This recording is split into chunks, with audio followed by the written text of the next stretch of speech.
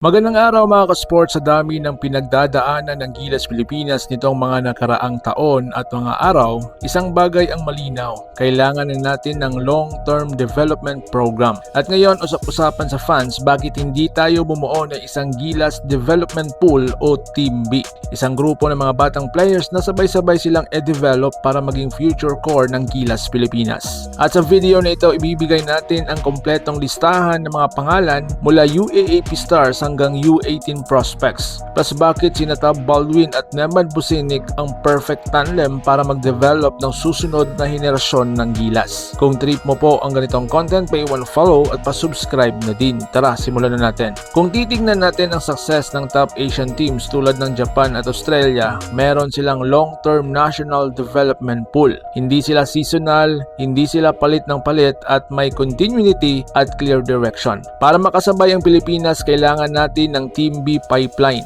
na kung saan ay age 17 to 21, year-round training, exposure sa international camps at same system as Team A. Ito ang magbibigay ng stability sa national program. Mga ka-sports, ito ang mga players na dapat na nasa Team B